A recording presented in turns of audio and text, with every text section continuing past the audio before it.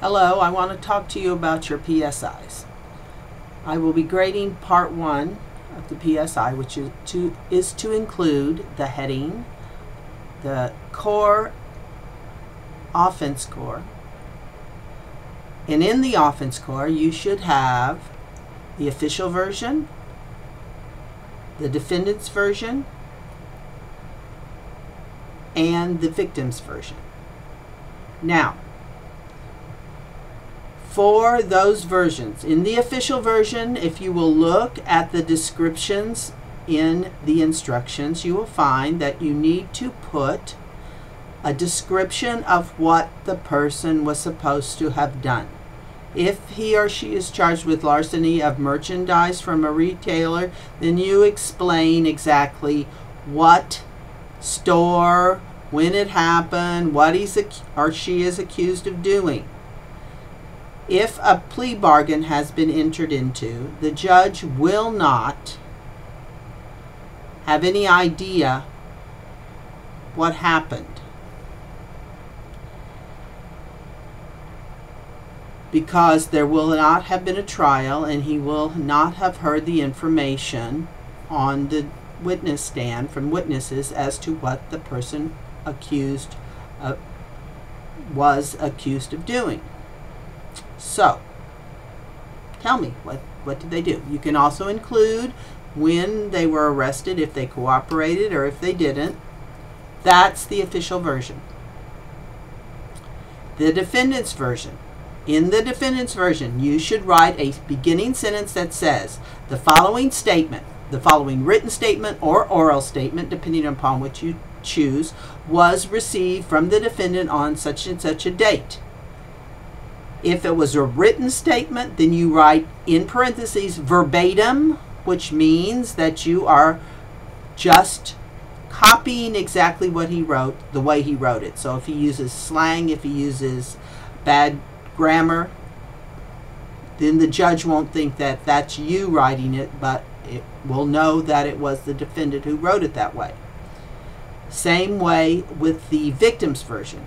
If you have a manager of a store, the following written statement was received from Joe Blow, a manager of Kmart, on such and such a date. Or the following oral statement was taken from the defendant or the victim by this officer on such and such a date. I have written, then after that you can say, I have summarized the information gathered in that interview. Something like that. I need a beginning statement that explains what the statement is about, but you need those three things. You can choose not to have the defendant or the victim write a statement. In some cases, there may be no identifiable victim, in which case you write, for this particular crime, there was no identifiable victim to give a statement.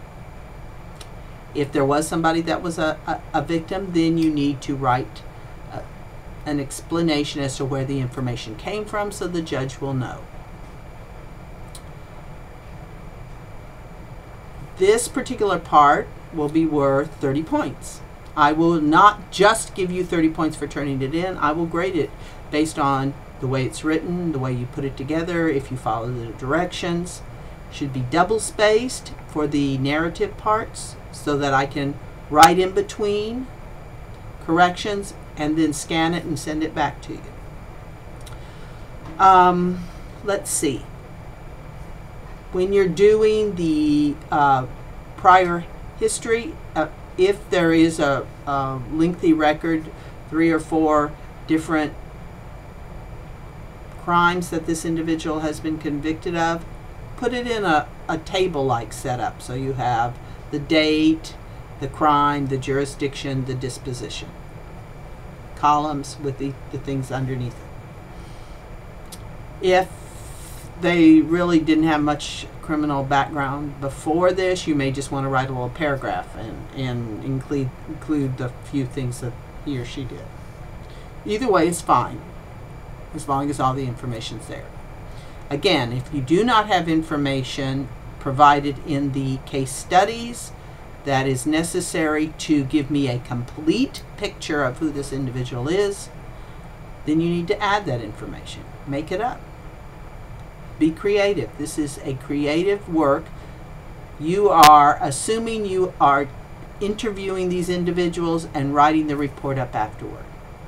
Because I do not have victims for you to interview or crimes for you to investigate, you have to make up part of it. I hope that this answers your questions. After part 1, part 2 will be done the same way. The final PSI will need to include part 1, part 2, and the recommendations. And some summary and recommendations, I think, is the section 3. But when you turn in the final one, you give me all 3 parts. And you make the corrections that I told you to make on parts 1 and 2. Do not just give me back the same stuff you already had, or I will mark it off not only again, but I will mark you off more because you did not take the time to correct the mistakes that I've found. In the real world, if you are a probation and parole officer, you would send this rough draft to your team supervisor. He or she would review it, send it back to you to make corrections. You would send it back to them, and you may go back and forth. That's the way the real world works. You're doing it the same way. I'm going to be your team supervisor.